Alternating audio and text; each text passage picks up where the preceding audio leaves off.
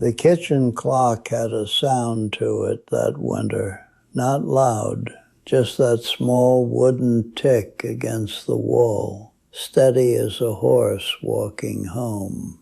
I remember hearing it while my son stood near the stove with his hat in both hands, turning the brim the way he did when he was trying not to say too much. His wife was beside him. She had our first grandchild wrapped in a blue blanket, tucked so close under her chin that I could only see one little cheek and a fist no bigger than a walnut. There was snow melting from their boots onto the floorboards. My wife had just taken bread from the oven, and the whole room smelled of yeast and wood smoke and the coffee that had been sitting too long on the back of the stove. I remember all of that clearly. I remember the way the lamp threw a yellow circle on the table. I remember my own hands resting flat on that table, and how old they looked to me even then. What I do not remember is my son's exact first words. I only remember knowing before he finished speaking that he had already made his choice, and I remember knowing that I would have to make mine. My name is Malin. I have been Old Order Amish all my life. I have been a husband, a father, a farmer, and now a grandfather to children who know my face better from stories than from sitting on my knee. I tell these things because old men should not carry every mistake into the grave without at least setting it down where somebody younger might see it. If you have ever had to choose between what you believed was right and someone you loved, I would be glad to hear how you lived with it. Leave me a word below, if you care to. My son was our second boy. I will not give his name here, not because I am ashamed of him. I have already done enough of that for one lifetime. I keep his name because some things still belong to a family, even when that family has been cracked and weathered by years. He was not a rebellious child in the way people like to picture it. He was not wild. He did not run to town as a boy, did not sneak cigarettes behind the barn, did not mock the Ordnung at the supper table. He was quiet, too quiet maybe. He had a mind that went farther than his voice. When he was young, he would sit on an upturned bucket in the barn and watch me sharpen mower blades, and his eyes would follow every stroke of the file. I used to think that meant he was learning the work. Later, I understood he was learning how a man can spend a whole life doing one thing because everyone before him did it too. He married a good girl from another district. She was gentle but not weak. There is a difference. She had a way of listening that made a person tell the truth before he meant to. My wife liked her from the start. She said once, while we were folding linens after a work frolic, "That one sees more than she says." She was right. The trouble did not come all at once. It hardly ever does. A fence post rots from the bottom while the top still looks square and sound. My son began asking questions after their first child was born. Not angry questions, honest ones. Why this rule and not that one? Why one bishop permitted a thing in one valley and another forbade it in ours? Why the plain life was sometimes used like a blanket to warm people and sometimes like a rope to bind them? I had heard questions before. Young men ask them, young women too, though they are often made to ask them softer. Usually time, marriage, children, debt, weather, and work teach a person where to stand. That is what I believed. I believed questions were like spring mud, messy for a while, then dried firm under the sun. but his did not dry. They deepened. He stopped taking certain assignments from the church without explanation. He attended worship, but I could see his face was not there. His wife still wore her covering, still helped with meals, still visited the sick, but there was a tightness around her mouth that had not been there before. When I asked if there was trouble between them, my son looked at me and said, "Not between us, Dad, around us." I did not know what to do with that answer. So I did what many fathers do when they are frightened. I became stern. I told him we did not get to pick the parts of obedience that suited us. I told him a man with a wife and child must think beyond himself. I told him the church had carried our people through centuries of temptation, persecution, poverty, pride, and foolishness. I told him that to step away from it was not only his choice, but a wound to his children and their children and all of us. Some of that was true. That is the hard part. A mistake can have truth inside it. That makes it harder to repent of, because a man can hold up the true part and hide behind it. The ministers came, then the deacon, then the bishop. There were visits in their kitchen and visits in ours. There was much talk of humility, submission, order, unity, and the danger of a divided heart. My son listened. His wife listened. Their little boy played on the floor with wooden blocks I had carved in my shop, knocking them together while grown men spoke about the future of his soul. I still see that child sometimes in my mind. Round cheeks, pale hair. One sock always worked loose around the ankle. When the decision finally came, it was not loud. My son and his wife said they could no longer remain under our Ordnung. They did not say they hated us. They did not say they hated God. They said they needed to live truthfully, and that staying only to avoid shame would be a kind of lie. They had already begun worshiping elsewhere, quietly, with people who used electricity and drove cars, and sang from books with notes in them. To some listening, that may not sound like much. To us, it was a door closing in the middle of the house. The church moved toward discipline. There were meetings. There were tears. My wife cried where no one could see her. I did not cry. That was not because I was stronger. It was because I had made myself into a post and expected others to break against me. Before the final Ordnung was spoken over them, my son came to our house one more time. That is the night I began with, the clock, the snow, the bread,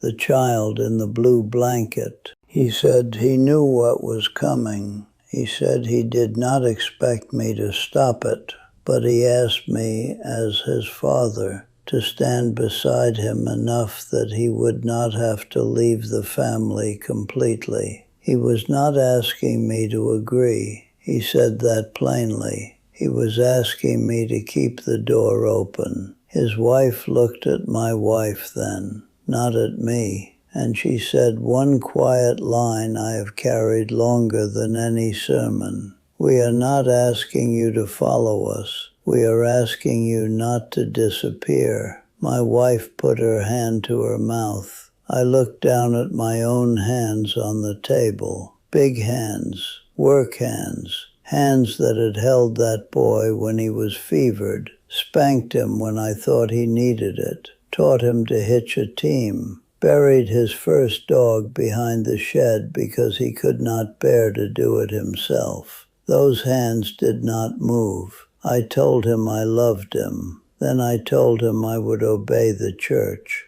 There are sentences in a man's life that keep speaking after he says them. That was one of mine. My son moved farther away, though not so far that distance alone explains what happened. We could have gone. We could have written more. We could have found ways to remain known to his children without violating what I believed I had to uphold. Some did. I have known Amish parents who lived the discipline and still found a way to let love be visible around the edges. I was not one of them. I chose the clean line. That is what I called it then. Clean, faithful, firm, a witness. But sometimes a clean line is only a cut made by a steady hand. The first years, my wife would mention the children more than I did. A birthday, a new baby, a sickness she heard about through a cousin. She would say, "We could send something." I would say, "Best not." She would say, "A quilt is not agreement."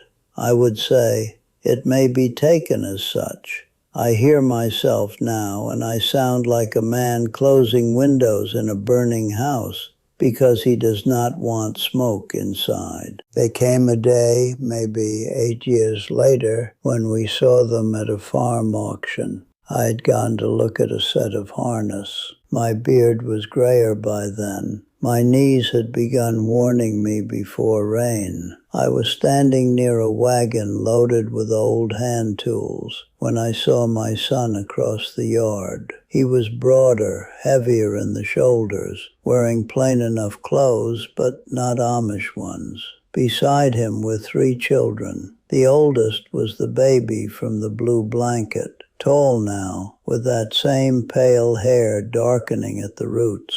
He looked at me the way a child looks at a stranger he has been told is important. My son saw me seeing him. For a moment, neither of us moved. Then he lifted his hand, not high, just enough. I lifted mine back. I went home that day with no harness. My wife asked how the auction was. I told her prices were too high. Then I went out to the shop and sat there until dark, looking at wood shavings on the floor. Years passed in the way years do when a man is old enough to notice them.